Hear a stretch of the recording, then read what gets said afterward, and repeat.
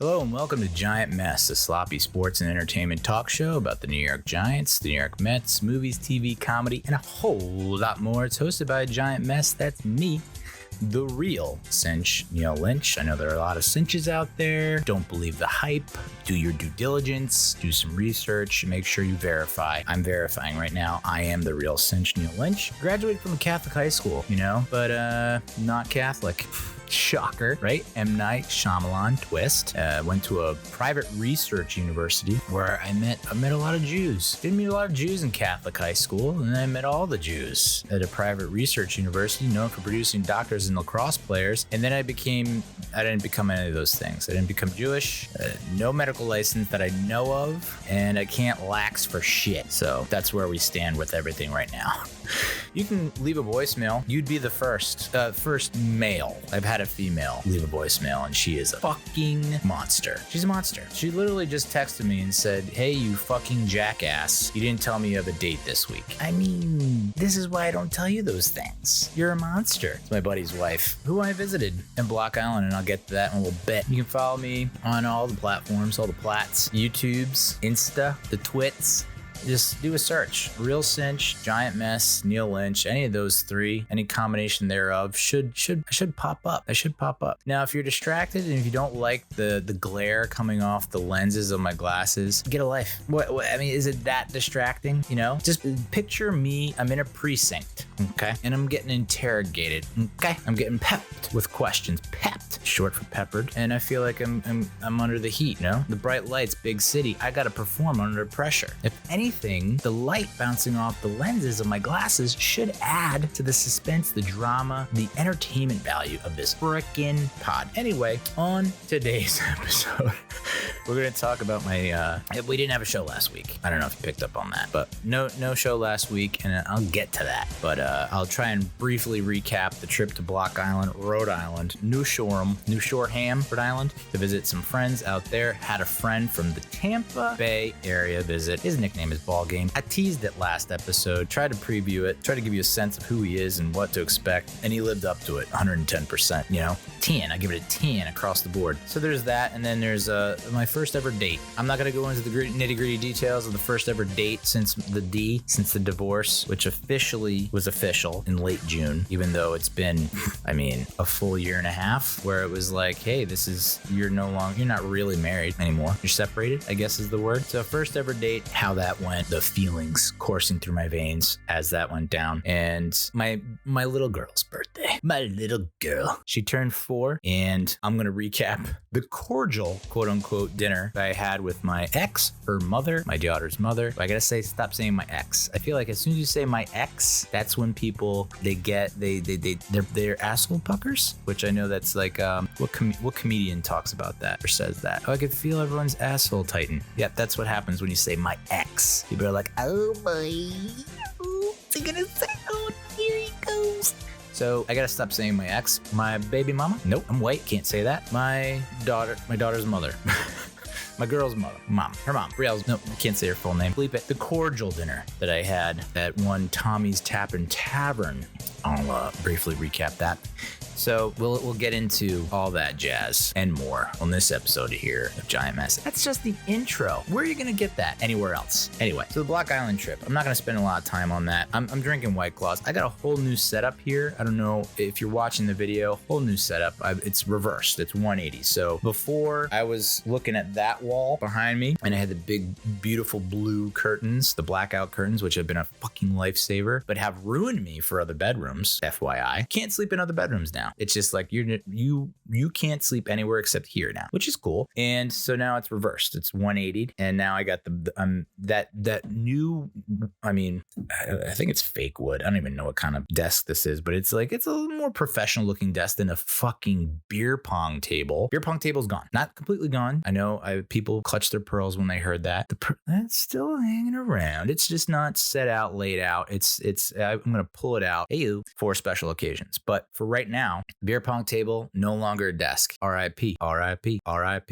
And now I'm using an actual home office desk. Neal, you can't slap the desk like that because it'll cause this fucking metal thing to vibrate. It's vibranium. I don't know if you know that, but this mic stand, pure vibranium. That's why fucking you tap it just a little bit and it vibrates. So yeah, new setup, kind of reacclimating, getting recalibrated. And I gotta tell you, it's a little weird because the TV, which I had to shut off because I don't want to get shut down by any copyright law infringement from Major League Baseball. I had to put the Mets on the iPad, so I might be a little distracted for this ep. But so that's a little weird. Is like usually, sometimes, not all the time. I'm sorry, boss, but sometimes like SNY. You work for a TV network. You can plop on SNY while you're at work at SNY, and you can watch it all the live long day. And people aren't going to be like, "Are you doing work?" It's like it's kind of work. Like I'm contributing to the ratings, right? That's going to be a good thing. But this new job, it's like, well, I guess if I had Donut YouTube videos on the TV at all times, there we go. All kosher. I got a little bubbling and you're probably going to pick this up. I turned the gain up on this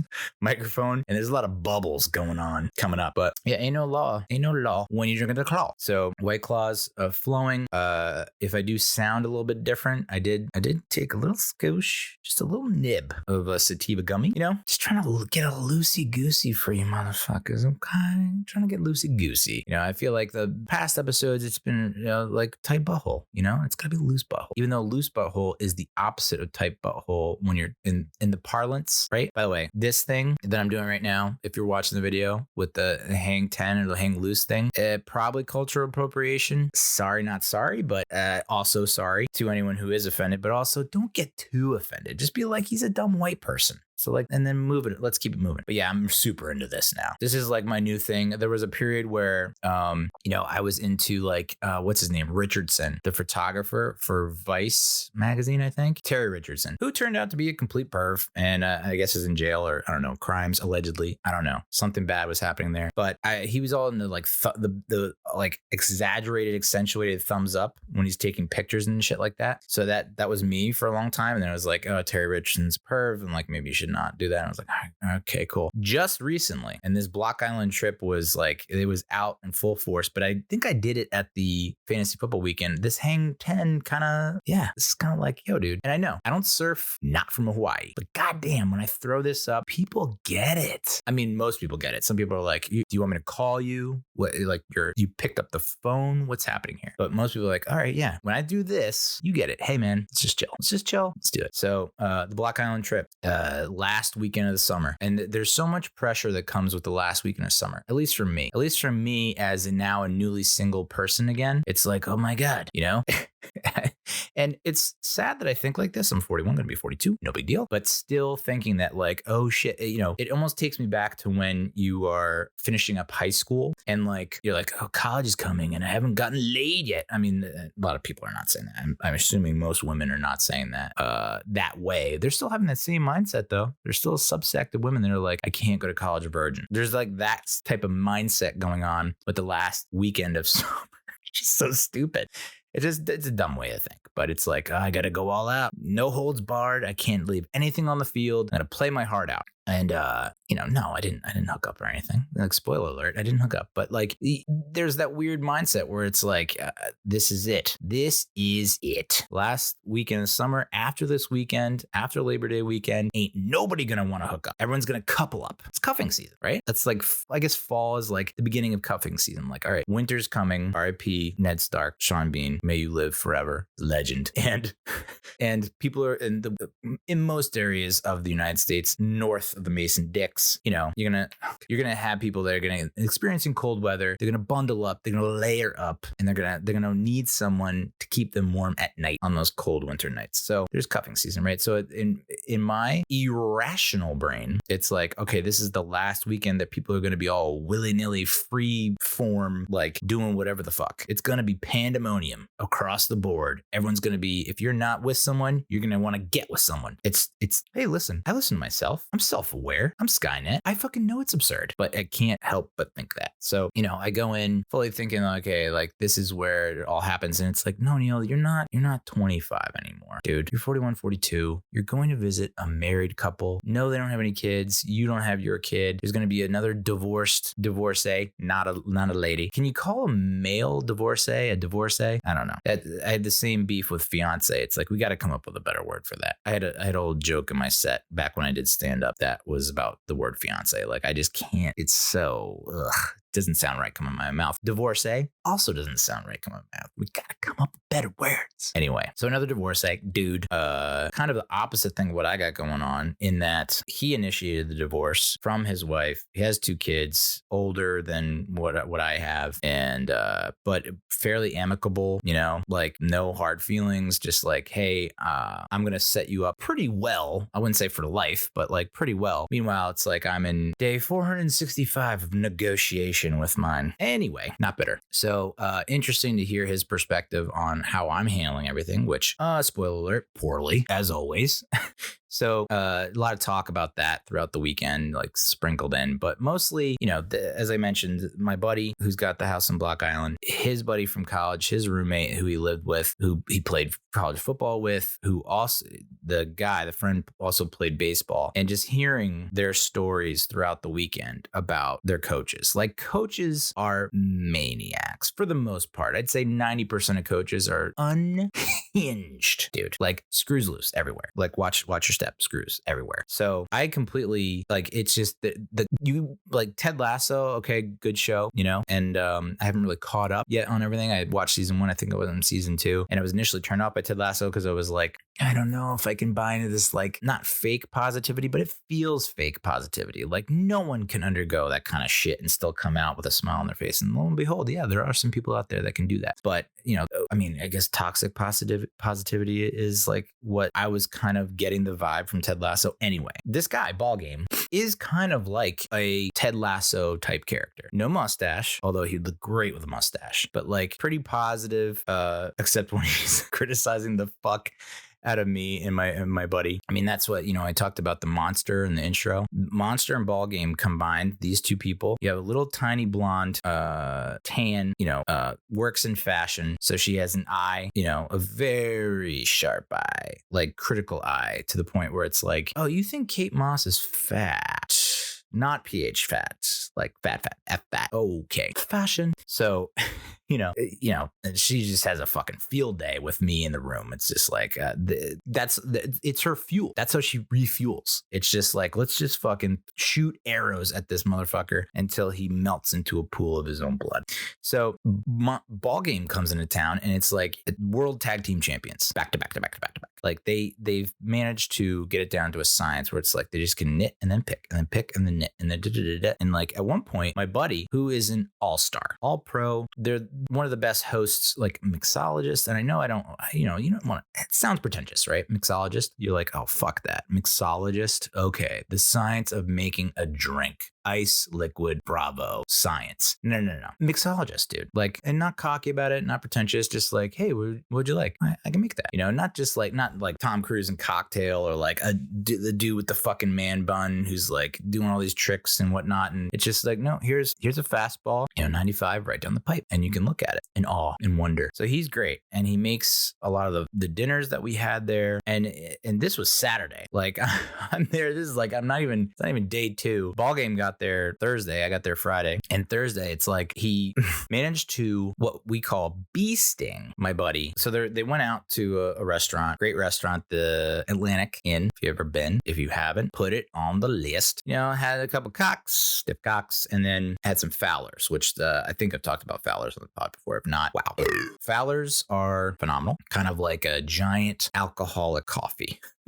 This is the best way to describe it. And it just it can pick you up, but also not send you over the edge. And so I love Fowlers. I think they come in like Das Boot, like from Beer Fest, like the big glass boot. No, but it's similar type glass type thing going on. So they went there. Obviously, I'm not there, but on the walk back, they decided to walk back because it's not that far from their house. And Ballgame, this is what they do. Ballgame and my buddy, they like to do bee stings. And what that is, you're saying to yourself, great, keep saying bee sting and don't explain it, Neal. Okay, great. I can hold that as long as you can. Go ahead. 1,002. So bee sting is you're walking along and unexpected, unannounced. Although I guess if you're cocky enough, you could be like, bee sting real quick. You just basically throw your ass at your buddy. And it's almost like a body check in hockey, a hip check in hockey, I'd say. That's like the closest equivalent, except you're really sticking your ass, you really push your ass out. And usually it takes you into like the rib or the hip area of your buddy. I don't think I've ever attempted it. I might have attempted it once when I was younger, and I almost like broke my cranium. So I was like, maybe I need to learn, I need to practice, I need to get back to the basics, the fundies of bee stinging. But so Ballgame, tall guy, 6'3"-ish to, I think he might have said 85, 75, but it's like he carries it well. Big dude. My buddy's 6 foot, around there, 200, something like that. And this is the guy who tore his bicep doing, which I didn't even know was a fucking thing, muscle ups. Okay, muscle ups, cool. Apparently it's like, and when I think of it's on the rings, like since when is he doing gymnastics, dude? Like he just is, when you have the kind of strength, and I will say this, anger that my buddy has, that he doesn't typically let boil to the surface. Like he seems to be a fairly patient guy, very tolerant, but everyone has their limits, man. And so I think he takes it out via his workouts, and was very into like high intensity interval training, HIIT, whatever, not keto, whatever, the CrossFit, shit like that. He watches like the CrossFit championships, and I'm like, are you gonna continue to watch this, or are you gonna actually do it? Like, do it, dude. And he still hasn't done it. But muscle ups, I guess it's like an exercise you do on the rings. If you're a gymnast, he's not really a gymnast, never done gymnastics, but I guess he must have tore it a little bit there. And then the last time I was there, we, trying to do some bush lit, wiffle ball, activities, throwing the football. And by the end of that weekend that I visited, his whole bicep looked like Thanos. Like Thanos got beat up. It's just like purple, black, and blue, and had to have surgery. Had it in a sling for a while. Out of the sling now, but still self-conscious about it. Like, okay, I can make sure that I don't do anything crazy and like not get too fired up, and like make sure I stick with the left hand for now. And they were walking back from the Atlantic, and Ballgame bee stings. Okay, throws his ass into my buddy. They were walking along a road. This bee sting propels my buddy into very thorny bushes. Like borderline briar patch status, I'd say. Oh, double play, cool. And on his arm, like it was his right bicep that he tore, and the bee sting sent, my Ballgame's walking on my buddy's left, throws the bee sting, sends my buddy to his right, where on the same side as the torn bicep, into thorny bushes. And Ballgame was kind enough to immediately jump in and help him out. But apparently there was also a cliff right there. I mean, it's insane. Everyone says bad luck, I'm unlucky. A lot of us are pretty lucky, especially when we've been bending elbows, dude. The number of times that I think it could have gone the wrong way in a bad way for me, definitely need more than two hands to count that. So as much as I think I have bad luck and are unlucky, there's still a fair amount of luck. Like there could have been a fucking alligator in the on a Rhode Island. No, but you understand what I'm saying. Like that could have gone sideways in the worst possible way, and it didn't, thank God. But still, that's the level that we're playing at when Ballgame's in town. So that was their Thursday night. I show up like Friday afternoonish after dropping the daughter off at her mother's. See, there you go. I didn't say my ex. And we hang out for a drink in the backyard, another masterfully mixed cocktail from my buddy. And then we go to a place called The Oar. The Oar, I think I told this, you're familiar with it if you listened to a previous episode, where it was like I started like rounds of clapping, applause. It was, I don't even know what you call it, a clap chant, a clap movement. Like it's not a round of applause where everyone's kind of not on the same page. It's like everyone's clapping at the same time. What do you call that? Clap movement, clap chant? I don't know, but I started it multiple times at the Oar, and it was accepted and embraced. And that's what I love about that place. Although I did spill a mudslide on my crotch, and I think that prevented me from hanging out with the youngins when they went out to the house parties and whatnot, which I was at the appropriate intoxication level to pull that off, because I think if anything less than what I was at my operating thetan level, I don't think it would have, I could have pulled it off. But I was willing to pull it off, and if I hadn't doused my lap in mudslide, I think it would have came to fruition. But as soon as they saw the big, like it looked like I pissed my pants, they're like, you know what, we'll see you later, right? Hey, back at the house. So similar situation here, where it's like the mudslides are just free flowing. The mudslide is like the unofficial drink of Block Island. for me at least. I don't know why mudslides are so popular there and why it's such a hot drink, because I don't think it's like that popular a summer drink. I mean, I should know, but I had rented shore houses at the Jersey Shore for a decade plus, and it was like not once did I think anyone ordered a freaking mudslide. It was like, if anything, I don't know. There was like one bar where they would have, I think it was Martell's Tiki Bar, and on the boardwalk, and it was like they serve like crazy screwdrivers, like orange juice and vodka. I think that was like, that's it in terms of like a drink a popular signature drink that I can name at a bar. Meanwhile, feels like every other bar on Block Island, it's like mudslide central. Like, have you tried our world famous mudslide? I was like, interesting you say that, because that bar directly across from you also claims to have the world's famous mudslide. So you guys should have like a battle royale. We have a contest free of charge. But yeah, definitely imbibing some mudslides, which it's like the ultimate fat guy drink. And I'm a fat kid, so I fucking loved. And if it weren't for the immediate gout outbreak that I have, I don't know, gout break. What do you call it? Like, it just comes on. If it weren't for that, I think that's all. And knowing that I'm putting so much fucking shug in my body, just like I can't have that much shug. It's just not good. It's always good for that first like rush, and then there's the crash, and ultimately the shame. So you do have to kind of be like, what mudslide am I on? 3's got to be the magic number. So plenty of mudslides, calamari, buffalo wings, but the mahi mahi tacos, so good. But now it's like I have a little bit of food in my system, which is great. It's absorbing the alky, but then you go back and you play bush lit. And if you're unfamiliar, or if you don't remember what I said last time, bush lit is basically the world's most casually intense drinking game. Yes, trademark, copyright, Neal Lynch Productions, Real Cinch LLC. The most casually intense drinking game. A lot of intense drinking games where the volume level's high, people are arguing and shouting, and now she used 2 hands, that kind of thing. This is just like every time something happens, a pitch, a hit, a foul, a strike, a ball, an out, anything, you drink. And people don't get bent out of shape about it. It's just like, hey, drink. Okay, yeah, drink. And then by the time it's, an inning's over, it's like, whoa, dude, I'm in orbit. So, oh God, I suck at bush lit. I think that's pretty obvious. My one buddy couldn't play because of the bum wing, but this other ball game is just like a professional. I mean, he played minor league baseball. He was a pitcher at Fairfield U, go Stags, FU Stags, and ultimately played for like the Long Island Ducks and a lot of other minor league ball clubs for a while, mostly in the Long Island area, but maybe Connecticut. And so filthy guy, just like filthy stuff, And so I got lambasted. I got blown. My doors blown off, but also fell twice in one day, which is insane.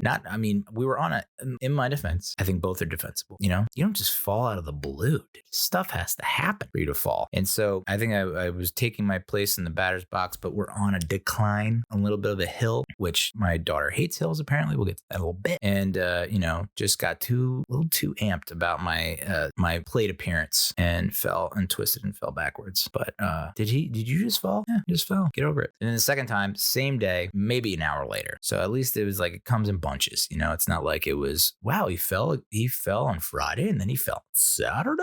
What? No, this is like within a tight window, a frame where it's like, he's just getting his bearings. The second time was I'm walking down the stairs and I had the light on. My buddy turns the light off, miss a step, boom, I'm on the ground. And I got a little boo-boo. And I try, and my daughter goes, what happened here? Well, you got a boo-boo. What happened? I was like, I fell down the stairs. Which you say fall down the stairs and people are like, oh my God, you're alive after that? Like people, when you say fall down the stairs, the absolute worst thing pops up in people's brains, which is like, okay, limbs were everywhere. You sprained several things on the way down, probably tore a couple ligaments, definitely some, bone bruises and maybe a pulled muscle, torn muscle. Like there's, meanwhile, it's like I've seen a friend fall down the stairs and it was, I don't even know if you could say fall, like slid down the stairs, and it's a loud sound. People get all like worked up, but ultimately it's like, you slipped a little bit. This one was like, was turning the corner, there's a little corner, and just missed it and then bit it, landed on my left side. And, I'm 41. I've only mentioned that 3 or 4 times in the half an hour that I've been doing this. I didn't think I could get up for a good 2 minutes. It was like, I think I can just lay here and everyone will be probably cool with it, right? Like just bring my steak and grilled zook. Just bring that right down here. I'll eat off the floor, me and the rats. But no, eventually summoned the courage and the intestinal fortitude to rise, page views rise, and was able to recollect myself and was able to make it pretty far into the night. I mean, the dinners, and I know this is bias, but the dinners, dude, so good. I mean, rival the restaurants on the island. Like there's maybe one or two restaurants that can outdo the kind of level of tastiness and delicious on the meals that these hosts are making. So great dinner, a little hazy on the exact happenings, but I know there was a lot of talk about college football and college baseball, specifically Fairfield FU Stags. You know, the coach there, I think I can say it, Coach Kiesel. By the way, Fairfield University football, for anyone who's unfamiliar, who doesn't know, my buddy, same age as me, same graduating class in high school, 98, as in 1998. Yeah, dude. Yeah. The 20th century. Whoa, what a time. 1998 graduated. The football program at Fairfield University started in the fall of 1998. That was the first year. It's last year. So I graduated 02, May of 02. So did my buddy, May of 02. So did Ballgame, May of 02. The Fairfield University football program ended the next year. So it's gotta be like such a rarity and honor to have been a Fairfield University football player, because you're in a part of a very small elite class of people that are able to say that. And I don't know if they are looking to get, I forget if I read the Wikipedia page and they said they were coming back and gonna start it again, but what an amazing, just think about playing for a program that didn't exist before you got there. So there's no history. You can literally set and break all the records. And I don't think my buddy did, or ball game for that matter. Although maybe he was the punter for like 4 years straight. So I like how I'm just slowly giving away everyone's identity. Like I'm not mentioning names, but I am describing them to a T, to the point where people are like, yeah, I know exactly what that is. It's so they were talking a lot of stories about Coach Kiesel, who I've heard a fair amount about, and that I've always loved to know more about, but never got them. You know, I mean, the last time I saw a ball game was a couple of my trips to Tampa. One was specifically to see him. Another one was there was a bachelor party, and I was like, ball game. We're here at Krabby Bill's, which is like this perfect goddamn beach bar in Tampa that's borders like a lake or inlet or something like that. So, but another fun fact, I think I've only really shown my butt cheeks to a few rare people in my life. There was a time in college where I was a junior. We weren't having a party because I think we were on probation for some bullshit law or rule that we broke, some bullshit. And so we were not having a party, but we're still at the house and drinking. And we look, the house has big, tall windows. I've told this a million times, so I've probably told this before, but big, tall windows. Go to the windows, see that the cops are like busting up all these fraternity parties across the street, and there's like a real crackdown in the area on fraternity parties. And I remember like standing there and being like, man, this is like crazy town. Like we're not setting fucking couches on fire and throwing bricks through windows. Like we're getting lit. You didn't get lit back then because that wasn't a thing, but we were getting, I can't even say that, R word. We were getting R word. You can't say it. And you can't even say that phrase. Jesus Christ. Cheese and rice. But so, I turn and they go, and someone yells, this bull crap. And I was like, yeah. And they were like, hey, Lynn, show him some skin, or show him the ham, or show him some skin. So I was like, all right. So I turn around, pull my shorts down, and I don't just moon, because just a straight moon, kind of like, all right, you might get a half of a guffaw, 1/3 of a chuckle. You're not going to get an LOL. You're not going to get an LMAFAO. You're not going to get an ROTFL, dude. So, and that's what I'm going for. And so I moon and pull down my pants, but then I press the butt cheeks against the window. And I say, how do you like this press ham? And then I wipe it all over the window because that's gross. And why not? And then I was like, pull up my shorts, and everyone's laughing. I'm like, mission accomplished. And then I'm like, time to go to bed. Like I'm going to go to the stairs, walk upstairs, and I'm going to go to bed. And of course, I like to look down when I walk, because I'm very ashamed of who I am and what I stand for and all my weird thoughts. And standing at the foot of the stairs is a cop, and he reaches out his hand. He's like, can I see your hand? I'm thinking, oh, he's gonna congratulate me and shake my hand on a job well done with the goof that I pulled with the butt cheeks against the glass. Like he's gonna love that. And he's just like, give me props. I understand. Holler. And no, he grabs my hand and he puts me in plastic handcuffs, not metal handcuffs. I guess ties, you'd say, like the ties, plastic ties. And of course, my buddy, who at the time I think was the eminent Argon which is just the president of the fraternity. I don't know. It sounds cooler. Eminent Archon sounds cool, but it also sounds like a villain, like a dictator. So he's like walking behind me. He's like, yo, there's fucking people selling crack down the street. Like there's literally murder happening 2 blocks away and you're arresting him. And so the cop's like, yeah. And then to me he goes, you know, how are those handcuffs? They tight enough? And I was like, so tight. Oh, I can't move. Oh, so tight. I don't know why I spoke like that. I was just like, yeah, it's tight. So puts me in the paddy wagon, or like the kind of the short bus version of the paddy wagon. And there's and it was the Jewish fraternity, strictly I mean, not strictly, but predominantly Jewish fraternity that was getting busted up across the street where I directed my moon. And so I get in the back of the paddy wagon. It's all the Jewish fraternity brothers. And then there's just this one dude that was not a Jewish fraternity brother. And I don't know if he went to Hopkins. I'm not sure. Maybe. But he had a nice teardrop tattoo. And I was like, oh, he's so sad. Why are you so sad? Oh, why are you so sad? Why are you so sad? It's like, no, he murdered. He probably, I think that's what it means. Anyway, so they close the doors of the paddy wagon and I immediately am able to get free because no, sorry, but the cuffs weren't tight. They were loosey-goosey. And so was able to escape from the zip ties or whatever and change up my fake ID because I was still not 21 junior year. So take out my fake ID from my wallet, stick it in like my underwear and my socks because I'm like, I don't think they're going to cavity search me, right? I mean, they've already seen what's up there. So, and then put the real ID in the wallet or, so it's displaying. And then I go back into the zip ties and the handcuffs. And this dude with a teardrop tattoo was like impressed. Like, well, look at this motherfucker. Look at this motherfucker right here, I think is what he said. Only substitute the N-word for motherfucker. He called me the N-word. And I know there's a Louis CK bit, like, damn it, you said the N-word and now the N-word is in my brain. You're making me say it in my brain. I understand that, but I don't know how else to say it. So I've been called an N-word and it was pretty baller. I'm not gonna lie. I feel like it's like you want to talk about rarities and like top achievements, accomplishments that few people in this life get. A white boy getting an N-word label tossed on him. I mean, that's as good as it gets. Anyway, yeah, we go to the police station. They're unloading us, and the one guy goes, "Hey, are you the one that threw the moon at Officer blah blah blah, Sergeant blah blah?" I was like, "Yeah." He's like, "Oh fuck yeah, dude, that was awesome." So it's like, this is a charade. Everyone here knows that's funny. The guy arrested me was trying not to laugh, and ended up spending the night overnight in jail, and like Jewish fraternity brothers strewn about. And I'm stating facts here. I was the biggest dude of the white boys that got thrown in the jail, and I was like, well, at least I won't be first to go if this turns ugly. Like if someone decides that they just don't like white people, I feel like I'm last in line, and at least I can say all of my prayers before getting it.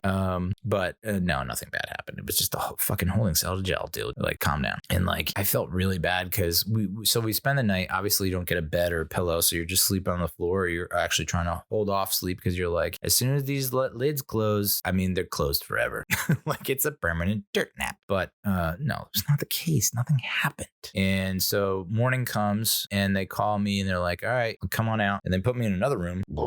They put me in another room with a guy and he goes, so what are you in for? I guess it's the room before, as they're delineating, like maybe there was a court and a judge or something. And it's like, you're in the on deck circle for getting released. It's what I would call it. It's the on deck circle for getting released. I've only been in jail once. That was it. But that's the vibe I got. It was like, we don't bring you in here just to say, oh, JK, got to go back in. Like, that'd be fucked up. I'm sure they do that to certain people, but it didn't happen to me. So anyway, on deck circle for the getting released. And I'm in there with one other dude, not one of the Jewish fraternity brothers. And he goes, hey man, what are you in for? And I was like, indecent exposure. Like, I don't know why I had to give him the official charge, but I was like, indecent exposure. He goes, oh shit, what'd you do? Like, so many things can go through your head, dude. Indecent exposure doesn't just cover like mooning. It can be like, I flashed my dick. Like, I was beaten off on the subway. Like, your mind goes to really grotesque places. I was like peeing at a playground. Like, it's just indecent exposure. It's like, nope. And he's like, oh fuck. And I was like, well, I mooned a cop. And so he immediately started laughing. He's like, oh my God, that's hilarious. And then I go, well, what are you in for? And he said, jaywalking. jaywalking. Yeah, that probably wasn't it, right? Jaywalking? No way, dude. No way. And I get it. I'm white, and I think I strictly jaywalk. I don't think I've ever actually walked the appropriate way in a crosswalk. I think I've always jaywalked. I remember going to work in Santa Monica when I was with Daily Motion because they were opening an office there, and it was like, coming out, we'll go to VidCon, wherever the huge convention is for YouTube, out in the Santa Monica area, which I think it's actually in Orange County, Anaheim. Oh my God, what the hell just happened? Okay. Adam Ottavino just flew off the mound and the ball went into the stands. Anyway, so Santa Monica, like beautiful. And I stayed at a hotel that was right by the dock, like the pier, the famous Santa Monica pier. Like I was right by there.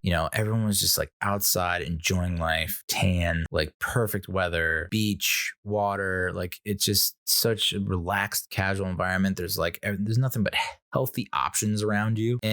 But then I had to walk to work. So I'm walking to work, not that far a walk, and I get to an intersection, and we have the red orange hand. You're looking at the lights that tell you when to walk and when to stop. We had to stop. So I'm standing at the intersection with like a group of people. And I tell you this much, none of those people are from the East Coast or Northeast or New York or another city outside of California. Absolutely not. Because these group of people were just standing on the corner of this intersection as there is, fucking no car in sight. I don't even think cars are allowed on the road due to the California Penal Code 65, whatever the fuck it's called, but like no car in sight for miles. You could literally poke your head down the street and you wouldn't find a car for days. And these people just couldn't bring themselves to cross the road. And I was like, all right, well, this is absurd. I'm going. Fuck that. And I must have looked like such a badass to these people, or an asshole to these people, because it was like, but we have the red hand, dude, red hand. So the fact that guy was in jail for jaywalking, it's kind of hard to suspend my disbelief, broseph. But yeah, got out, and then I had my buddy pick me up. Nice guy. Tried to date his sister, didn't work out. He picked me up, and we were playing Sorry Miss Jackson, a little Outcast 2001 Sorry Miss Jackson, and everything was right in the world. Yeah, so that was the first time I've ever really mooned. I'm sorry, that's not the first time. I definitely mooned some people. Okay, so in high school, maybe it was the summer after high school, maybe it was the summer after junior year in high school, hanging out with the cool kids, went to the beach in the ocean. I think that was doing the trick where I was like, oh my God, look, there's dolphins. And then everyone looks, and then I do like pop my, you kind of do like a dolphin move out of the water, kind of like you're breaching if you were a whale. Something like that. You breach the water, but I had my swimsuit down, so there was ass. That was a funny move, and I got a couple chucks, couple falls. So I think job well done. Anyway, so it wasn't the first time, but it was like, I don't just show everyone this ass. This ass is like, private eyes only. Sometimes, most of the time. I would say the number of times I've mooned someone is like, I can count it on one hand, maybe less. Anyway, so I would say from that time in 2002, 2001, when I was a junior in college, didn't really moon anyone until probably 07, 08 when I went down to visit Ballgame in Tampa. And I vividly remember knowing how clouds are and how clouds work, the cloud has got everything, dude. Things that you thought you've deleted and then deleted again. You know how you delete something and then it goes to like a trash bin, and then you have to go to the trash bin to like permanently remove it. And then somehow, even after doing that, shit's in the cloud. What the fuck? Anyway, not a pretty sight. I've learned that and I feel bad for anyone that's hooked up with me, because it's not pretty. Not a lot. It's just not pretty. Not something you want to look at for a long time if you want to keep your vision. So that was like basically the last time I mooned someone, 2007, 2008. That's pretty good. I've had a lot of opportunities to moon people, and I haven't. Shout out me. So, but yet I find myself Friday night, Block Island, New Shore, Rhode Island. Probably haven't seen Ballgame in a good, well, it's been 7 years since the wedding reception. And then before that was probably another 6 or 7 years. Although there was that bachelor party, and I think that was in 2009 where I had pink eye. Yikes. You saw that the podcast is named Giant Mess, right? Correct? So you kind of know what you're getting into. But so yeah, that was the last time I showed my butt, was 07, 08. And then I don't know what was going on Friday night in Block Island, New Shore, Rhode Island, but felt compelled to break out the keister yet again. Dusted her off, knocked off the rust, and put on a goddamn show. And the best, there's video of it, which I didn't realize until the next day. I think if someone hadn't told me, like, hey, and showed me the video, I'd have been like, probably didn't happen. So yeah, did I give a straight moon? No, that's not who I am. So I calmly stood up, and I can't remember the song that was playing, but I think it was AC/DC or Guns N' Roses, one of the two. It was such a great song. My buddy says, my buddy who's just watching, he's just innocent spectator, as was his wife, Monster. Innocent spectator says, with that music playing and with you, the way that you rose up out of your chair and approached Ballgame, it was like watching a stripper in a strip club.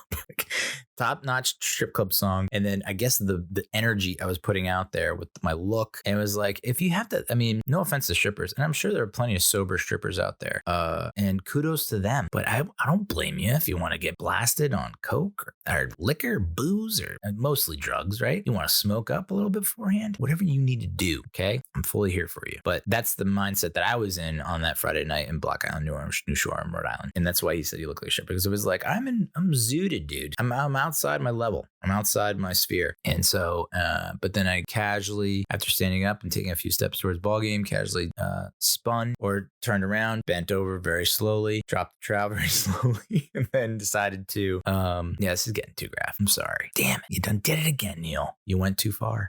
But that's how it is. I like to push the envelope. You know what I'm saying? I like to push it real good. So yeah, there's video of that somewhere, which is cool. I just want to get ahead of it. So if you do see it in your inbox or wherever, you're like, okay, I'm mentally prepared for this. And ironically, for a bunch of people that were so grossed out by it and so deterred and disgusted with it, it was on loop for the rest of the weekend from my buddy's phone. Just like pictures sent to this person, videos sent to that person. It was just like, okay. I think by the time Labor Day rolls around, everyone will have had their eyeballs poisoned. Great. Awesome. Cool. Wonderful. So he also, like, on Sunday night, took a picture of me when I was in ultimate lazy slouch mode, like on the couch completely. Have you ever done that before, where it's like your back and the only thing on the back of the couch, like that pillow, you know, the vertical, is your head. Like you're literally so low that your back is fully on the horizontal seat and your legs are completely off. Like that was me Sunday night. Because it was just like, just trying to soldier through, you know? And of course, he took a picture of that and tweeted it out. It's like, so glad that we didn't have any kind of smartphone when I was in full like maniac mode, you know? I mean, not gonna lie. I mean, there's still apparently people still had cameras and were taking photos when I didn't know it. And those are on Facebook somewhere. So dig through Facebook if at your own risk. And yeah, it's just incriminating stuff left and right. And at this point, it's like, well, I mean, I guess that whole run for 2024 presidency is just off the table. Yeah. Okay, cool. I probably would win just based on my incriminating photos and videos alone. I think I could. Like, hey, here's the first president who is not going to deny every charge put against them. But yeah, so pulled that stunt on Friday night. Awesome. And then, as I mentioned, my inability to sleep anywhere but my bedroom is just reached obnoxious.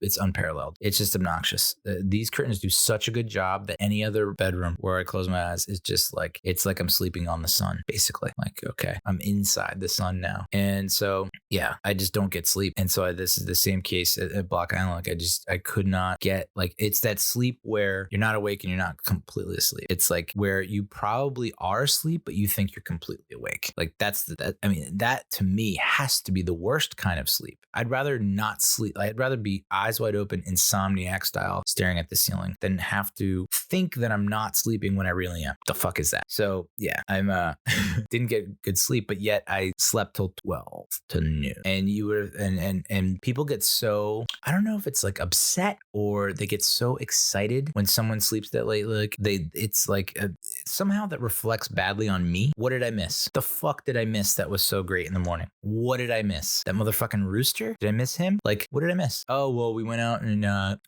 Brian made a great breakfast and their bacon's gone. You didn't have any bacon. Like, oh, okay, cool. Like, we went to the store and we did this, and it was like, okay, so you ran errands. Cool. Glad sucks I missed those.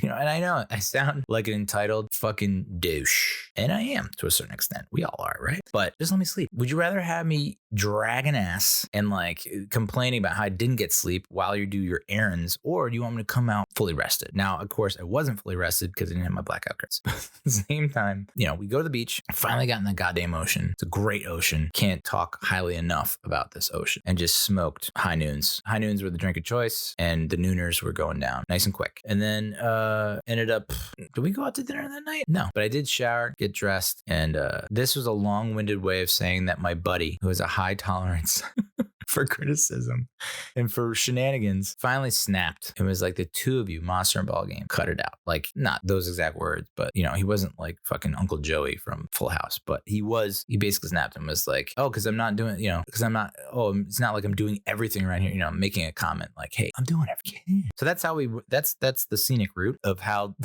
that story ended on Saturday with me deveining and peeling and deveining shrimp, which apparently I did wrong, obviously because I do everything wrong. Who knew that you absolutely have to fucking have the tail on the shrimp cocktail, dude? You absolutely have to have that. Who knew? Because it's apparently very gauche. I don't even know what the word is. Inappropriate, not good etiquette to just touch the shrimp without the tail. Like but didn't it? Like, and then the queen died. So I think that's why the queen died, is because I broke that law, like that unwritten rule. Like you can't take the tail of shrimp cocktail because it has a butterfly effect, and then royalty collapses and falls, meets her demise. So, well, that was the other thing, is like they're trying, you know, we're in matchmaking mode for Monster. This woman is in matchmaking mode. She's just trying to hook a brother up, all the brothers up. And so she is trying to like hook up Ballgame with, I call her my cuzzo because we have the same last name. I don't know if that gives away an identity or anything like that, but she's like, when the queen passed, she was on live TV for a news station in the Massachusetts area, Boston area, reporting on it. Like she's somehow the unofficial official correspondent for the monarchy in England, in the New England area.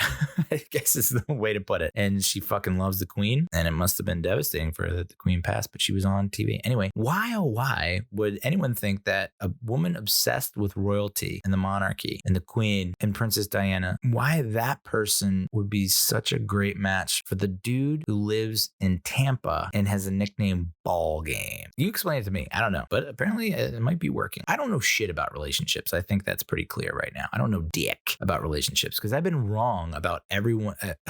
Every time I've been like, oh, those two, be glad to make it a year. And like, they're, you know, still going pretty strong, multiple kids, like nothing but sunshine and rainbows. So what the fuck do I know? They could be a great couple. But I thought that was interesting that like, I was like, either I keep asking my opinion about it. I was like, either you'll live on opposite sides of the planet and you won't even remember each other in like a week, or you could be the next fucking power couple. I don't goddamn know anymore. I don't know anything anymore. Proven that time and time again. And we did end up getting to go to Kittens, to Winfield's restaurant, where we had the most insane plate of nachos. So good. And then I asked for a burrito, no rice. The guy gave me a burrito with rice. So I don't know. It's a demerit. It's a negative point in your review. I'm sorry. Can't have rice. And then everyone's like, why would you have a burrito with no rice? Like people get so offended or upset that it's like, okay, I'm fucking up my body, right? And I'm also fucking up my mind. Like this whole weekend, holiday weekend, it's all it is eating and drinking. And it's like, so I don't want to like, if any opportunity I have to kind of mitigate or minimize the damage, I'm going to take it. And that includes rice in the burrito. It's an easy thing. Just don't put rice in the burrito. And then look how many less carbs you have, right? How many less calories you have. Oh, okay. And I don't feel like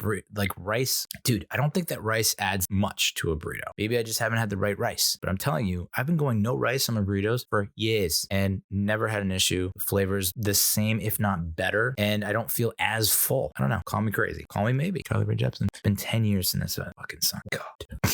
And so, of course, I caught shit for that. The guy put rice in I could tell he was just not listening. He was like, oh, do I have to get a pen for this order? And we're like, I mean, you know, it's your job to take the order. You don't need a pen. So I had rice in the burrito, but it wasn't as bad as it could have been. And then, yeah. So from there, Winfield's, we go to Champlin's, which I've had, it's just, do you like to watch people? Yes or no? Do you like to watch people? Do you like to fantasize and imagine like what's happening with other people that you don't know, making assumptions, you know, doing what we humans do best, judge the piss out of each other. Yeah. All right. That's why I like Champlin's. Never dull. Literally, the last time, I think I've talked about this, but one of the first times I went there, maybe the first time I went there was just a girl, no idea her age, had to be 21 though, right? To be legal drinking age, huh? And she bent over. I think she was wearing jeans somehow, because maybe it was that cold, because like fucking Block Island, New England, it has like a day of warm weather, hot weather. So she might have been wearing jeans. She was wearing denim on the bottom. Okay. Could have been pants, could have been shorts. All I know is the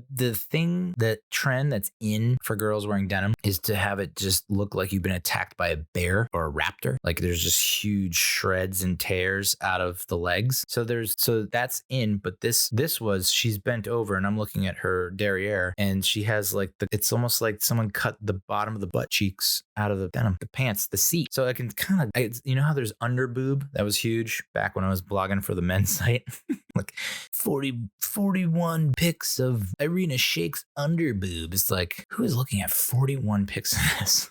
And this was like under butt, under cheek. You can see like the bottom of the cheek. So that's why I like Champlins. It's just a shit show. Just like, but it's not violent in any way. They're not fights. Like there's a place called Ballards. It's like pretty much right off of the ferry. And it's like almost got shut down because at Reggae Fest, I mean, there's hint number one that shit's awry. Reggae Fest.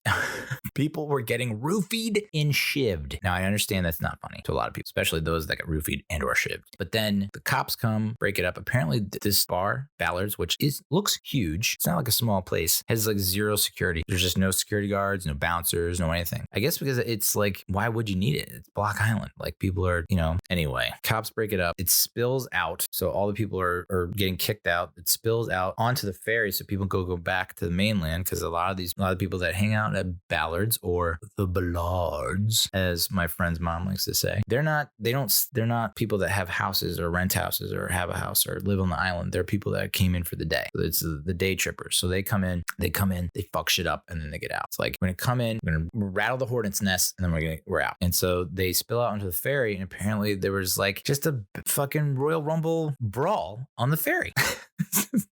Can you imagine being on the ferry coming into town to the island, and you look across the way at the ship passing you in the other direction, and people are just throwing haymakers and like knives are out, and it's like, oh my God, what the fuck is happening? What are we about to get into? So that's not Champlins though.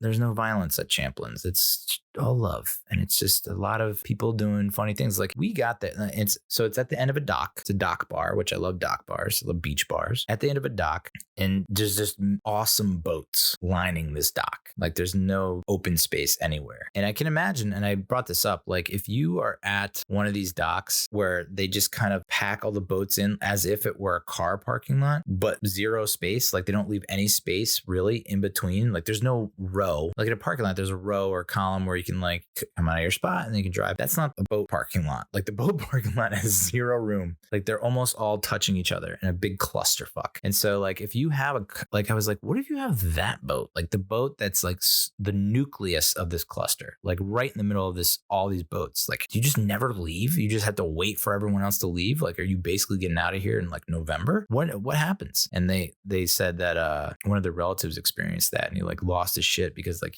I guess you give them a departure time and maybe you can get out at that time. I don't know, but he didn't. He lost his crap. But yeah, just like, and they all have ridiculous names, which I love. And we get to the end of the dock to the bar, and it's just like a rowdy bachelorette party going hog wild. Like the one girl, they immediately start playing like Country Roads as soon as we get there. We're waiting in line for our mudslides, obviously, and so she decides to climb on her friends. And this is not like a big girl. Like if you're thinking about a cheerleader pyramid where they have like the big girls down below, the base, the foundation, right, and then the lighter girls, the smaller girls at the top. This was not like she didn't look like a solid base. And so the bachelorette climbs up on her shoulders, and so there's a little wobbling going on. I'm like, and oh yeah, I forgot there's just zero security anywhere. Bouncers to be like, get the fuck down or get out. Like in Jersey. In New Jersey, it's like there's just fucking bouncers every 4 feet. I think it's a rule. I don't know. But there's zero bouncers in Block Island. And so this is allowed to go on. I'm like, oh, this is cool. Like it's not ruining a good time. They're not really hurting anyone. She could definitely get hurt, but she, made that choice. So I turned to my buddy Ballgame and I'm like, this place sucks, right? Oh my God. And no, he actually did think it sucked, which it was very disappointing to me.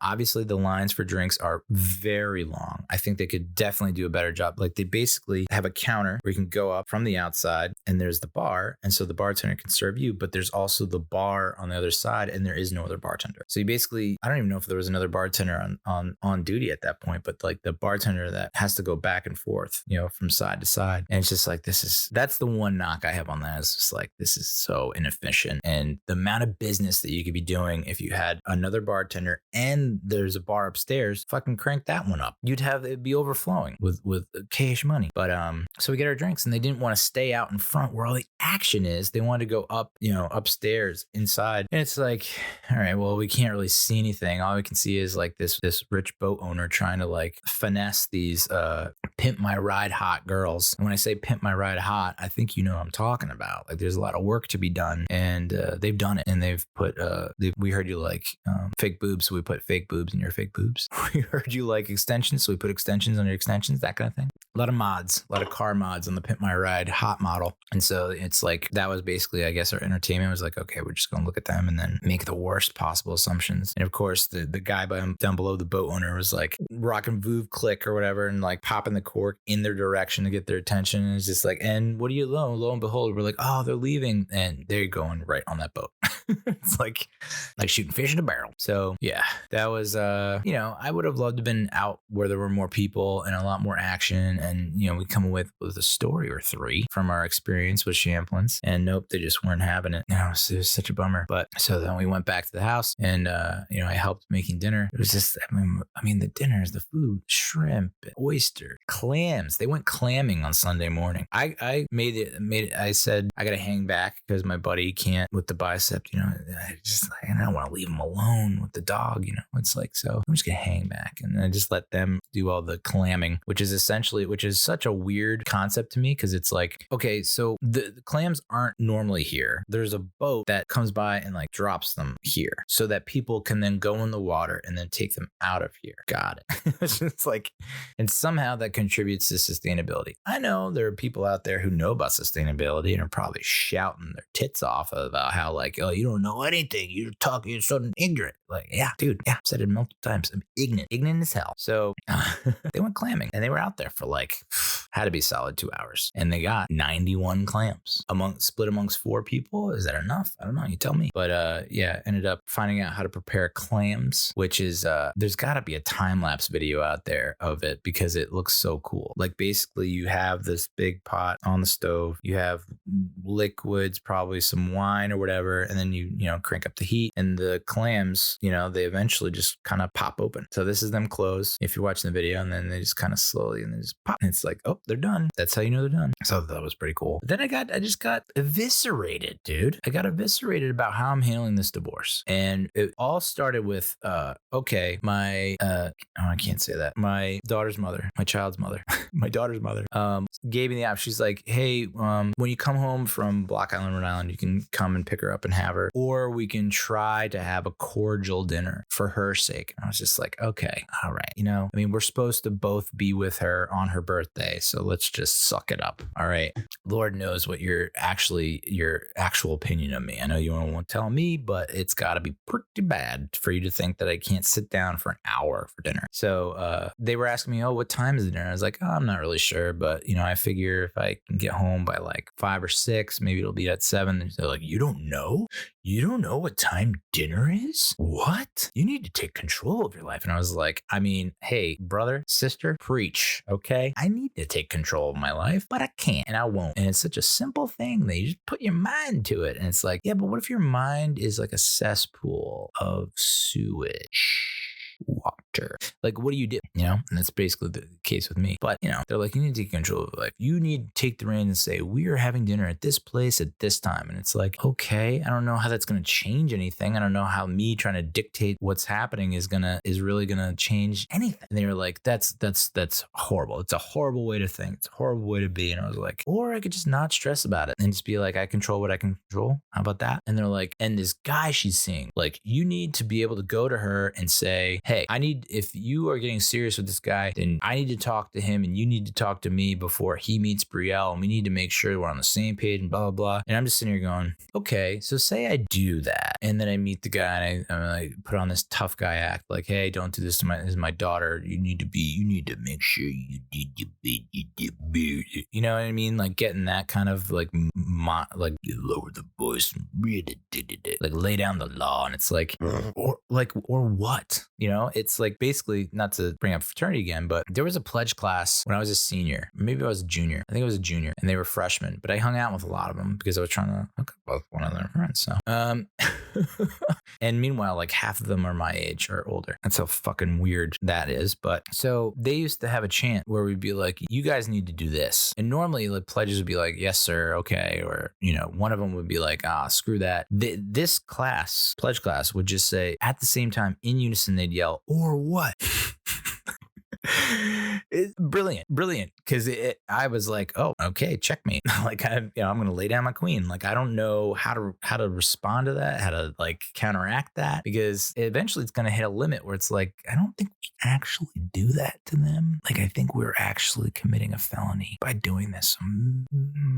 I think they win this round. The or what chant, and the funny thing is they didn't really figure it out until the tail end because I think they were just over it. But it's like after that it was like, whoa, take note. Like that works. If you just continue to say or what to someone, they're gonna eventually have to break the law. Yeah. So I was basically like, or what? Okay, so I'm gonna tell this guy how he needs to behave or how he needs to treat my daughter, and like, and if you don't, like what? I'm gonna beat your ass? Like what? Like I'm gonna sue you. Like I don't even understand what the next. And I kept asking them. I was like, okay, so then I can talk to I'm blue in the face to these two people, but they don't. I mean, I know they're supposed to honor my wishes or requests, but they don't legally don't have to for a lot of that. I don't think. So it's like, okay, but their point was like, yeah, but you have to let them know. They have to know that you care. And I was like, I do care. I do care, but I also am very realistic, and I know that I can say whatever the hell I want. But there's like, so by me saying it, then they say, oh, he really does care. It's like, and if you question that I care about my daughter, what are we doing? Like, what does that say about me? Like, but in the same breath, you said I'm a great dad. Like, I'm a great dad, but you don't care. It's like, oh, okay. Well, usually great dads do care. It comes in territory. So yeah, it was kind of an eye opener. And so, I brought that up at Bree's dinner, her birthday dinner. I was just like, hey, listen, I was talking over the weekend and I was thinking, maybe they were telling me that I need to be a little more flexible, and maybe, I don't know, I agree. And so she probably, and it seemed like her disposition, my daughter's mother's disposition changed. And so she seems, doesn't seem as bad as it was before, but she's still got a bunch of curveballs in the chamber, my friend. Like she's going to throw down deuces for the next 15, 14 years. So I ended up taking the early ferry back, and it's a good thing I did. I took a ferry that was 2 hours earlier. And if I didn't do it, I would have missed dinner probably, because it was that bad. The traffic getting back was just out of control. I got to my car from the ferry at like 11:15. I didn't get into my apartment until after 4, a little before 4:30. It's like 5.5 hours to go 3.5 hour drive. There was a good 1.5 to 2 hours of traffic. And I get it, man. Labor Day weekend. I get it. A lot of people are coming back down south from the north. I get it. But at the same time, it felt like there were no, I don't understand how the traffic is happening. How? Dude, I don't get it. And the number of people, if I would have told you, hey, here's the over under on people that will cut me off and not have their blinker on. If I told you over under is like 3.5, what would you say? Under? Well, you'd be dead wrong. You'd be dead on the side of the highway wrong. I cannot believe, and it's not like I sped up. It's not like I came out of nowhere. I've been going the same speed the entire time. And then you decide that you don't like being so far up this guy's tailpipe. I mean, I can't tell you the number of people I saw where I was like, well, they're not tailgating because it's probably that newfangled like invisible trailer that I've been seeing online, or like they're connected magnetically. You know how they have like those caravans where it's like, here's the lead car, and then all these cars are connected via gravitational pull. I don't know, some kind of weird mechanism or device or like oddity of science is how that's what it looked like. It didn't look like they were tailgating. It looked like they were like connected to the car in front of them. And the Mets lose again. Boy. But yeah, it was over 3.5. It was 4 or 5 people. The one time I just tried to tail this guy. I was like, here's a little dose of your own medicine. And that's how insane cars are. And that's how insane driving cars are. And the level of, I guess it is entitlement or privilege or whatever that makes people think like, why is it when we have control of a wheel inside of a machine that we become ruthless? Just like we're not ourselves. We're just not. I've seen too many people turn into people that you just don't recognize when there's road rage. Like it's it's insane. And that happened to me. Guy in a Mercedes, Connecticut license plate, decides that he's gonna he's so far up this car's ass and he needs to get around them that he's gonna go right into my lane and like narrowly missed my front bumper. And so I decided like I'm gonna fucking tail this ass. I'm literally just going the same speed I've always gone. I'm just not gonna brake because I want this guy to feel the freaking heat. And he, he's in a Benz, so he managed to outmaneuver me in my Mazda CX-5, and he just kept cutting people off left and right. I can't tell you. I tried memorizing all their plates. As if I was going to, as soon as I get to my pee break, my gas station refill, I'm reporting all these motherfuckers. Like, nope, no, you're not. You're not doing that. So the ride home was brutal, but managed to get to, by the way, Michael's. Fuck Michael's. I don't know what the hell's going on with Michael's. I don't understand. Like, all I needed was a birthday card and wrapping paper. And I understand it's an arts and crafts store, but it feels like that would be like their bread and butter. Like, you got to put that front and center. Like, that's obviously what people are going there for, especially a dude like me. And so get there and I could not find the wrapping paper and could not find birthday cards. And eventually I asked the woman, I was like, hey, where are your birthday cards and your wrapping paper? She's like, wrapping paper, I believe, is over there. And we do have cards. And then and I was like, oh yeah, but do you have like birthday cards where it's like there's writing in them? And she was like, oh, no. So it's like, whoa, like you're missing out on a fairly big piece of the pie, the revenue pie. So yeah, I got wrapping paper at Michael's and then I had to go to Target to get some fucking birthday card. And I nailed it. I got the biggest card imaginable, a Paw Patrol card. I was like, oh man, put it on the board, dude. Put it in the books. This is a W through and through. And I think she liked it. I'm not really sure. She spends like a second on a gift or a card and then she's on to the next. She's like Bill Belichick. She's like, we're on to Cincinnati, dude. I've seen it. I appreciated it. And now we're moving on. No time wasted. So got her the big ass birthday card. I got her the Bad Guys book set. I got her Pete the Cat book set. And I got her a solar system puzzle. I mean, you can't do any better than that. You can't. It's a pretty good solid trio. And then icing on the cake, I got her a bike and teased the bike because I couldn't bring the bike to the restaurant. So I got the wrapping paper, wrapped the gifts. And I don't know how to wrap gifts. I don't know how to wrap gifts. It always looks like it looks like Ace Ventura, the opening scene in Ace Ventura, where he's posing as like the UPS delivery guy, the parcel delivery guy, and is just destroying the box. Like that's kind of like what my packages look like wrapped. That's what my wrapped package looks like. Looks like Ace Ventura took it to task. So wrap the gifts, take the gifts in a bag to the restaurant. My daughter's mother decided to choose Tommy's Tap and Tavern, which if you've never been to Market Fair in Princeton, New Jersey, then you wouldn't know about Tommy's Tap and Tavern. But I'm pretty sure there is a Tommy's Tap and Tavern wherever you freaking live. But it's not like a family restaurant. Like, I guess that's where I probably should have stepped forward and took action and been bold and been like, no, we're not going to Tommy's Tap and Tavern. We're going to TGI Fridays, which I don't even know if that's a family restaurant anymore. I'll get to that in a little bit. So Tommy's Tap and Tavern, it's like basically it's connected to the Barnes and Noble at the mall. Okay. But and you're thinking to yourself, oh, so it's like where bookworms go to like have a pint, like it's like a London pub, maybe? No, it's like a full blown warehouse, industrial, like I don't want to say chic, suburban chic, like not city chic, but like, oh, this is sleek if you're, you have a minivan. But like, it's not a family restaurant. They're not predominantly families at this place. There's like, it's almost like a sports bar. A lot of TVs playing sports. There's a big island square bar in the middle, and then there's tables and whatnot. And it's like where you bring a date, maybe a first date, third date. You don't bring it for your kid's birthday. But we had a decent time. It was fine. And I think Brielle, my daughter, she was just happy to see her mother and her father in the same place and not choking each other out or like verbally berating each other. It was just like, that's the whole purpose of these things, is to like, hey, you're a little bit of me, you're a little bit of her, and we get along. So you should be able to get along with yourself. Anyway, I mean, this is the kind of place where it's like, they don't have, if you do have a birthday, they don't have like birthday cake or anything that would pass as birthday cake. They she goes, I'm going to ask them. She's like, do you think we should have the dessert here or go somewhere else to have the birthday cake? And I was like, they gotta have cake. So come on, cake. And they brought out like a hot chocolate lava cake. It's like, dude, she just turned 4. Like, so I think she made soup of the ice cream, and she basically just played with it. That was about it. And then I ended up eating pretty much all of it.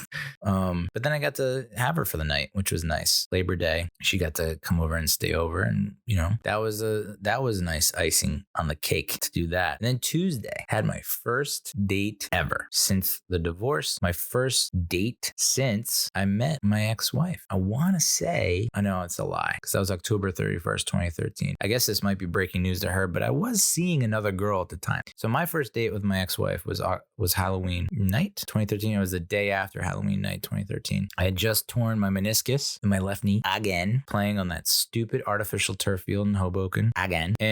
But I was seeing another woman at the time, and I think I went on one more date with her in November. So it's been since November 2013 that I've been on a first date, or a date that wasn't, you know what I mean? You know what I'm saying? Single me. So, and not like with a girlfriend, like a date, first date. Yeah, I guess the first date since, because, okay, yeah, we're getting technical now. Holy shit. Who cares? Yeah. November 1st, 2013. October 31st, 2013. So it's been 9 years. I don't know what the fuck I'm doing on these dating apps. I don't know how to talk to women in a way that lets them know, hey, I am interested not only in your body, but also your mind, possibly getting to know you more. Like, it's just my brain, that part of my brain died and got shut off, and it's in storage. Like, I got to rewire and reboot my brain to be like, okay, it's okay to flirt now. Like, do you remember how to flirt? No. Cool. All right. Well, that might be a problem. So yeah, I went on my first date. She lives up north. Decided to pick a place that was kind of midway point. Decent restaurant. I think it's trying to punch above its weight a little bit in terms of thinking how fancy it is. Yeah, she brought the wine. I paid for dinner. But I gotta say, it was like we had been texting for a long time. I'd seen her pictures, and she had sent me pictures, and they were nice. And then you meet the person, and it's just like, there was nothing wrong. Absolutely nothing wrong. Just wasn't feeling it. And so for the next week, not a week, but the next few days, I put myself through the ringer, being like, well, you're an idiot for not being more open-minded. You're an idiot for not seeing how this goes. Why can't you just, you don't have, why shut it down now? It seems premature. You've done this in the past where you shut something down when you're unsure, just power through it. Eventually she was just like, yo, what the hell's going on? I was just like, I'm sorry. I don't know. I just don't know how to do this, and I don't think I want this. I'm sorry. It's unfortunate. It's not a knock against her. It's just like, at the end of the night, I think she went for a kiss, and I went for the hug, and that was that. And it's like, I did have a good time. I just didn't have enough of a good time to think like it would move into a different direction. Yeah. So that was Tuesday. I hate dating, dude. And I know everyone says that, but man, it is the fucking worst. And the dating apps are so not helpful.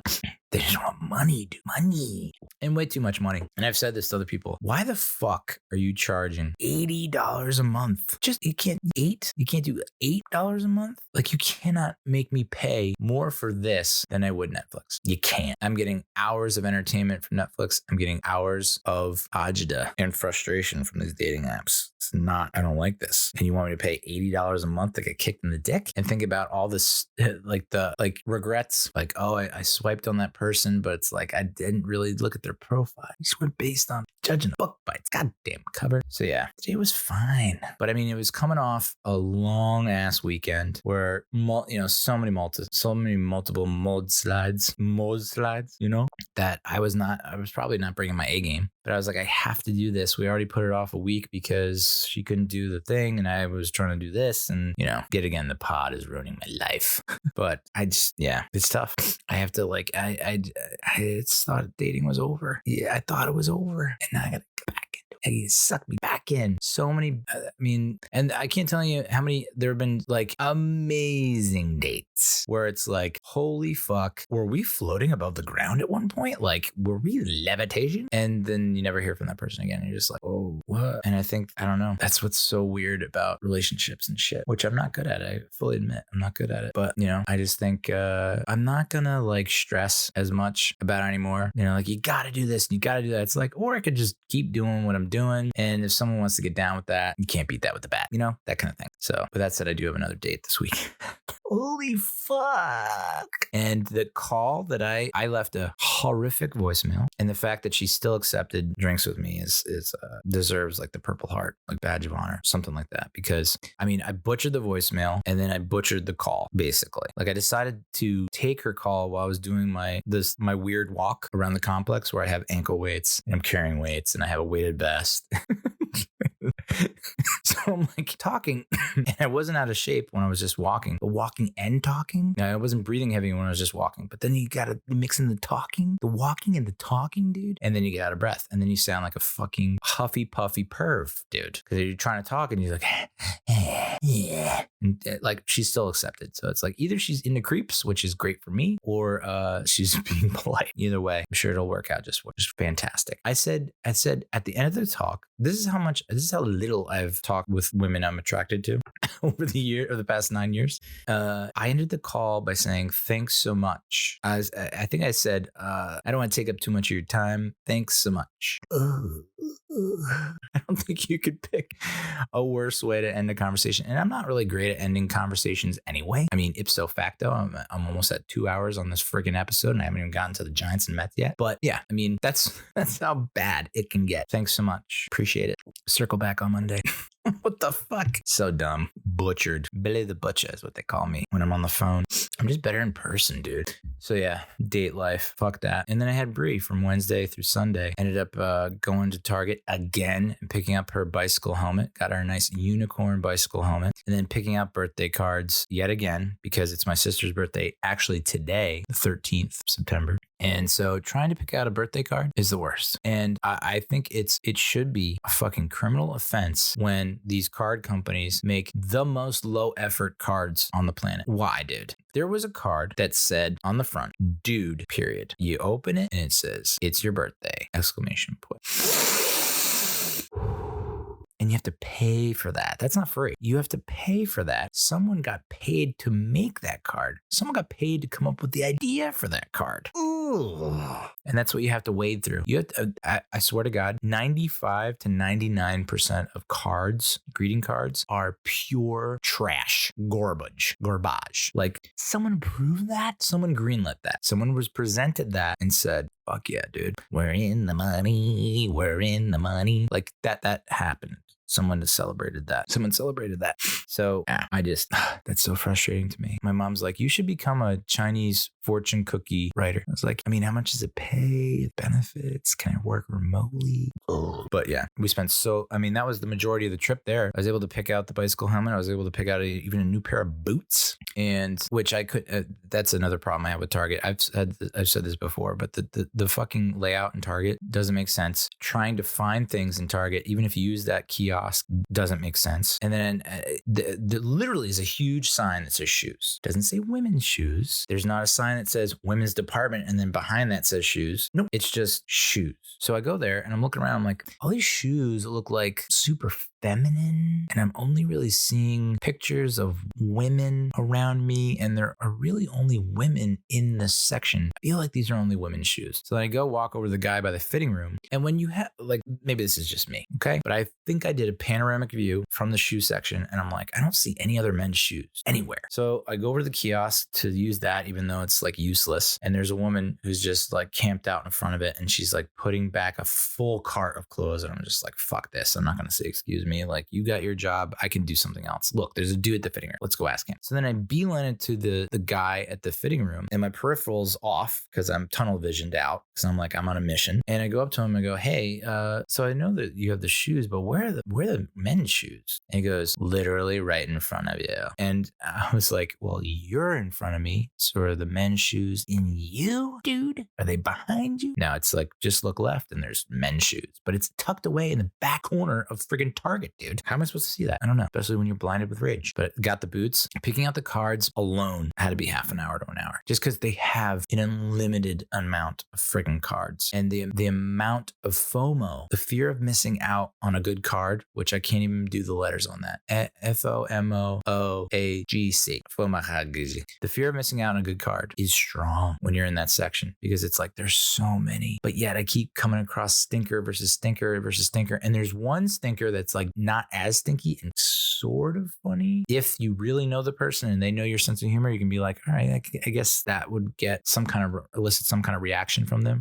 Nope. It was just like shit-tastic after shit-tastic. And like they only have 2 cards if for a sister and even less for aunt. They have like son, daughter, mother, father, grandfather, grandmother, like new graduate. Like, all right, okay, but what about sister or aunt? Like, do we have that? No. And like the one sister one was like, we're sisters. Like, you know, it's just like, it's obviously from a girl to another girl. But I was able to find one, and it's Taco Cat. And if you're not familiar with Taco Cat, I mean, that was a no-brainer. It's such an over-the-top fucking card and I had to pay extra postage to get this sent to her. It's essentially a like sweater, a small shirt, t-shirt or sweatshirt, like a Bill Belichick hoodless, sleeveless sweatshirt that has a picture of a cat inside a taco on it. And it's on a hanger, small fake hanger, and it says pull up on the hanger.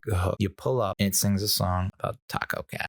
I mean, now that's a fucking card, dude. That is a card. Whoever made that deserves a raise and a promotion, maybe even a company jet, some stock options. Like, that's a fucking card, dude. I will pay the $6 to purchase it and then another $4 to send it. It's $10 worth. That's worth my money. These other shitty cards, it's like, you just killed so many fucking trees for the paper and squids for the ink. It's so disappointing. Like I think it's jail time. That's gotta be jail time. It's gotta be. We gotta crack down on these awful greeting cards. You gotta give me something more than like, who farted? Happy birthday. Like that doesn't even make sense, dude. Anyway. Yeah, so finally got the cards, and then Bree, actually, my daughter picked out some decent cards, but it was just like, it's not really me. I was trying to tell her like, it doesn't really sound like me, you know, like trying to explain to a 4-year-old tone. And 10. And eventually she picked out a card for Haley. It was like, it took her, because she's strictly visual at this point. She can't read worth a damn. So like she just sees a fucking cat. She's just like, boom. And so she ended up getting her. Or a dinosaur. This one was like a dinosaur riding a bike, flying through the air. And it was just like, break all the rules. And I was just like, okay. All right, cool. And then she picked out a card for her mom because her mom's birthday is in a couple of weeks. And I'm like, can't say no to this. Like normally I would absolutely not buy a card. And like, I would never think to do that just because of where the relationship is right now. But the fact that Bree picked it out and it's like pretty spot on, I was like, all right, let's do it. But then trying to get her to ride her bike, no bueno, dude. Absolutely no bueno. And it's, our apartment complex is not hilly. There are no hills. But for some reason, she is like stricken with fear about these hills, which are literally like a less than a 5-degree incline or decline. Like when she looks at these quote unquote hills, she's at the top of that street in San Francisco. That's just that winding mountain of a street that is in every single movie. Mrs. Doubtfire, I think, like every possible movie, it's like this fucking super steep hill / mountain that's a winding road. Like that's what she sees. And so she went very slow. And by the end of the ride, she was asking me to take the bike back to the store.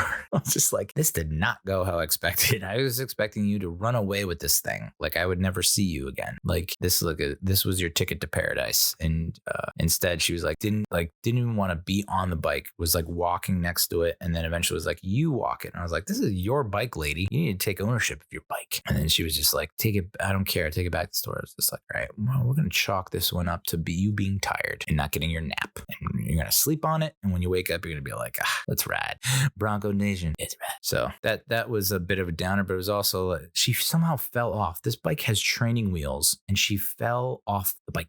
Don't know how it happened. I looked away for a split second and that's where chaos happens. So, and then Sunday, I basically was like, it's raining. I got the Giants game at 4:30. It's NFL opening week 1. We're going to go above and beyond with the screen time today. And you know what? Shout out Papa John's. Yeah, I said it. After the Giants win, huge win, first ever week 1 win since 2016. First time they've been above 500 since 2016, dude. You know how absurd that is? That's 2017, 2018, 2019, 2020, 2021, 5 fucking years where they never had more wins than losses. Never, not once. So it was a pretty historic win. I was like, I'm going to celebrate. I'm going to order delivery. I don't need to order delivery, but I want it. You know, I was going to pig out if they lost. I'll pig out even more because they won. fun. And I've said this repeatedly and it's fallen on deaf ears. Someone needs to open a restaurant that has awesome pizza and awesome wings. Does not exist. At least in the places where I've lived. It does not exist. If you have a place, oh, this place has amazing pizza. Their wings inevitably are dog shit. Stink. You go to a wings place and you're like, oh, the pizza comes out like on fire, or, you know, it's just like, what is this? You know, what are we doing here? It's cardboard. So it's hard to find a place that can do both well. I don't think I've ever been able to find it. And it doesn't make sense. Pizza and wings are like Bonnie and Clyde, Batman and Robin, ultimate duo. Why can't we figure it out? And I ordered Papa John's. Fuck it. I don't care. There are too many, and this is why I'm going to continue to order Papa John's. I used to love Papa John's in college. I'm not going to lie. There were days where I didn't eat anything for the entire day, usually on a Sunday, and then I would order a large Papa John's pizza and eat the whole goddamn thing with wings. Suffice to say, I kind of dig Papa John's. Not a lot of people do. I get it, especially after what happened with the Papa John. And they're like, oh, boycott. You know what? Okay, fine. Guilty. But I'm not ordering Papa John's in defiance of that. I'm ordering Papa John's because A, they don't have a $7 delivery fee. Outrageous. And they have what I consider to be decent wings. Not great, but they're not shitty. The worst, in my opinion, is saying, oh, hey, we have chicken wings. And then you get it and it's like a mutated, watered down, toxic version of like KFC. And you're like, oh, fried chicken wings. No, I don't want that. I want buffalo wings. That's what happens with pizza. Who orders fried chicken and pizza, dude? So that ends up happening. And then I'm like, well, stew about this for the next 2 weeks. So yeah, Papa John's, decent wings, good pizza. Like I think good pizza. I don't know. Like I know there's a lot, Portnoy and One Bite, like they reward thin crust, crispy, blah, blah, blah. It's like, I don't know. I kind of dig Papa John's.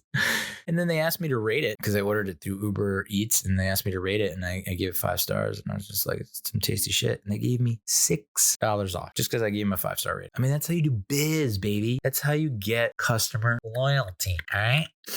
Customer loyalty 101. And now I'm probably going to order from them again. Like, fuck yeah. $6 off from another Papa John's pizza. Okay.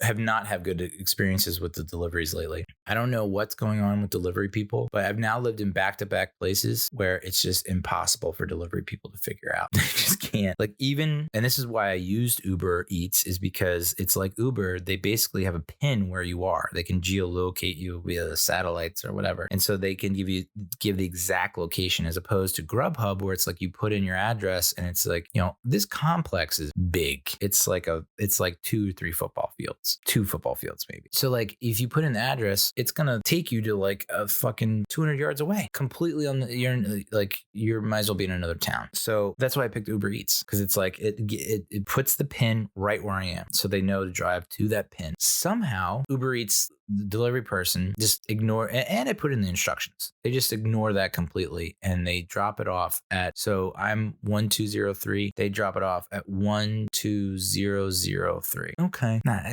All right. But like, there's a pin. Do you see the pin, dude? So that was annoying. And then I had an Amazon package delivered to another building completely. So I got in my steps, I got my steps in.